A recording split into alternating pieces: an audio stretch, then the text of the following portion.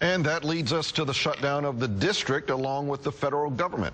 Congresswoman Eleanor Holmes Norton joins us again this morning. Delegate Norton, thank you for coming in or for joining us this morning from the Capitol. Once again, we appreciate it. I want to get to what Michelle Bachmann said in just a moment. But first, you were on the show yesterday morning. You were understandably agitated about where things stand and how it impacts the district. There have been these late-night meetings at the White House, late-night meetings there where you are on Capitol Hill. Are you any more optimistic this morning that this thing is going to be resolved and that we will avoid the shutdown? Well, it just better be resolved. Notice what happened yesterday. You reported just now that the House passed a continuing resolution. Despite a veto, they knew this wasn't going to be signed. But look what they did. It was the first time that any of their continuing stopgap resolutions have had any riders. And there were two in it.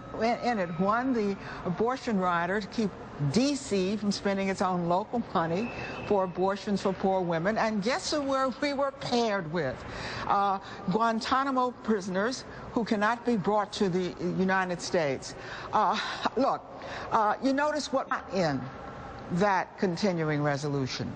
There was nothing in that resolution that said members of Congress shall not be paid during a shutdown.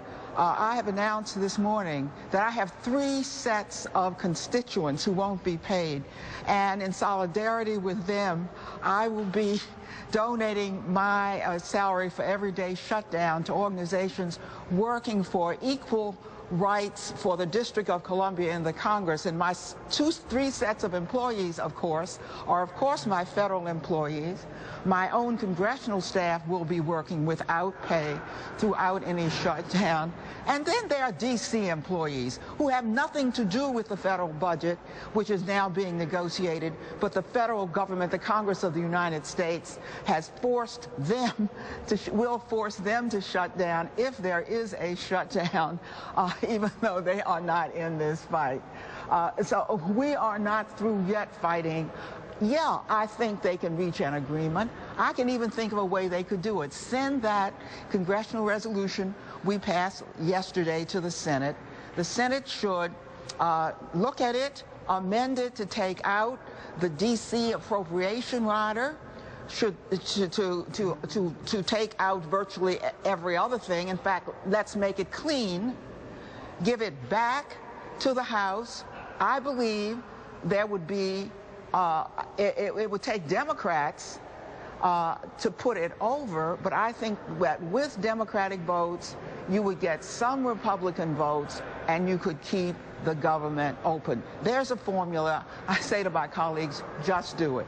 So as you have talked to your colleagues and you've expressed your dismay about these riders and what is happening, what has their reaction been? How do they defend this particular rider about the abortion funds being in there, and how do they defend this? What do they say to you?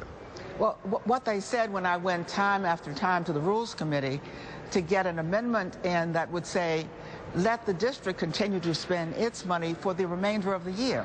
Since we're not in this fight, what they said habitually was, well, but we're not going to close the government down. Your amendment is summarily denied. I said to them yesterday when I went, now that we are within a few days, and 48 hours we were then, of a shutdown, I don't think you can guarantee to me or even say credibly to me that there won't be any shutdown. So I say to you, at least now, let the continuing resolution also say that the district can continue to spend its own money. There is not a member of this body who would have disagreed with that.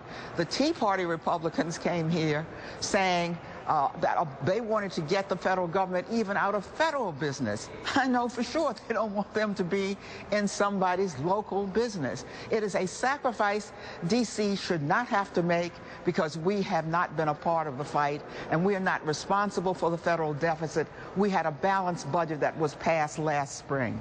I want to ask you one more question. I know you have to run just very quickly. Once this is all over, whether there's a shutdown or not, do you think you and Mayor Gray and others will now have more ammunition to try to lessen congressional or federal controls over the district's affairs?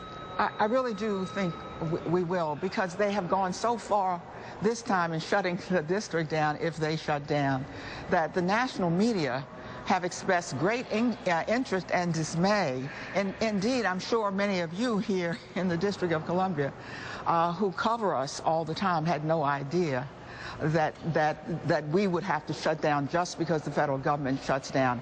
And you know, that has gotten a kick out of people across America. So I do think it has given us, as you call it, ammunition.